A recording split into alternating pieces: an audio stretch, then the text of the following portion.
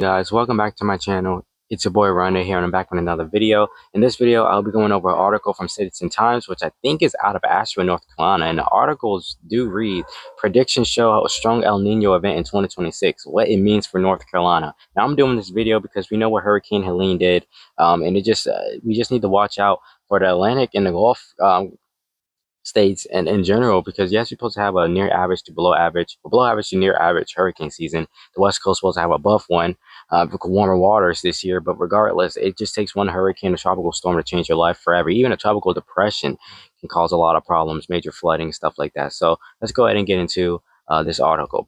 Predictions show a strong El Nino event in 2026, what it means for North Carolina. And the article reads, as summer approaches, meteorologists and climate scientists focus on El Nino predictions.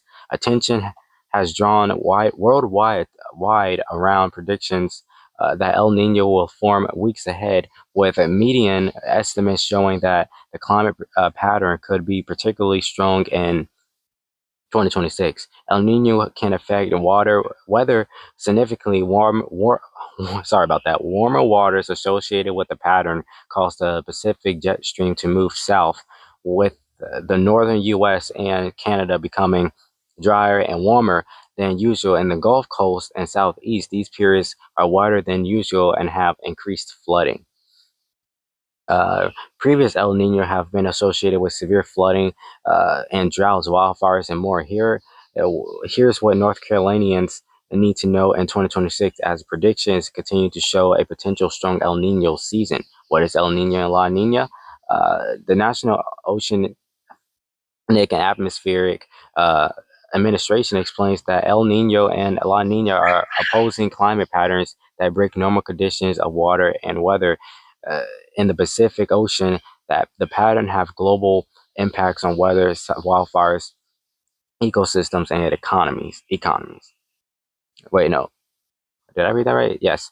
So the articles continue to read, La Nina, meaning little girl in Spanish, brings stronger trade winds to the Pacific, pushing more warm water towards Asia off the west coast of the Americas. Uh, let's see. I guess they meant of America, but regardless, upwelling increases, bringing cold, nutrient-rich waters to the surface. Is that the end of the article? I hope not. Okay. El Nino. During El Nino, meaning little boy in Spanish, conditions reserved, trade winds weaken, and warm waters is pushed back east towards the west coast of the Americas. El Nino can also affect the weather. Significantly warmer waters cause the Pacific jet stream to move south, causing the northern U.S. and Canada to become drier. The warmer, the and warmer than usual in the Gulf Coast and Southeast. These periods are wetter than usual and have increased flooding. So I like a picture that they have. I do not want to sign up at all. Okay, so yes, El Nino is expected to form this week in the weeks ahead, according to May 8th report from US Today.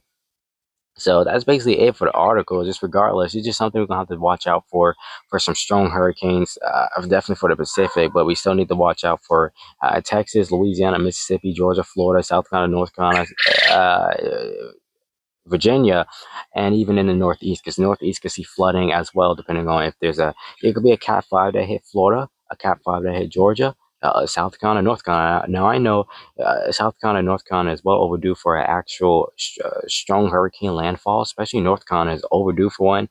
Last time we actually had a hurricane landfall, like a major one, was I think 2018 with Hurricane Florence, that dumped in my city at least 31 inches of rain was for the coastal part. I live in Jacksonville, North Carolina, so 31 inches of rain dropped there. But then an hour away going south, in Wilmington, North Carolina, a lot of you guys probably is familiar with that. It dropped at 30 to I think 50 inches of rain, if I'm not mistaken. So it was just a lot of rain that dumped and just stayed. And now 7 days we couldn't come into our county because the roads just blocked with tree limbs. Obviously, it flooded underwater. You couldn't see nothing. It showed they had videos of deer just running through the floods. It was just a mess. So with that being said, I hope you guys enjoyed this video. I mean, just something that we just have to pay attention to. Now, we already know the severe weather has been ongoing actively across the Midwest, like Oklahoma, seeing tornadoes. They had an EF4 that sat on the ground for at least 30 minutes, only injuring 10. Then we also do know we did have a tornado that went through northern Texas, which one of the articles said one of the fatalities, because there was two fatalities. One of them, the person was even in the path of the tornado. It was likely due to high winds. We did have a severe weather threat go through Texas just yesterday. Um, Louisiana, Mississippi still need to be states we should watch out for more tornado activity getting into the summer months. It is currently hot and humid right now. We're supposed to get some storms allegedly later, but I mean, it's Eastern North Carolina weather. The reason why I say that because Eastern North Carolina weather, they don't know. 1 minute to another, it says it's going to be sunny all day. Before you know it, it could be a tornado. 5 minutes from your house or something like that. Who knows? So with that being said, I hope you guys enjoyed this video. Make sure you like, comment, subscribe. Hit the notification bell. We're notified each and every time your boy upload a new video. And I will see you guys in the next one. If it's guys will stay safe out there. And it's your boy Arande out.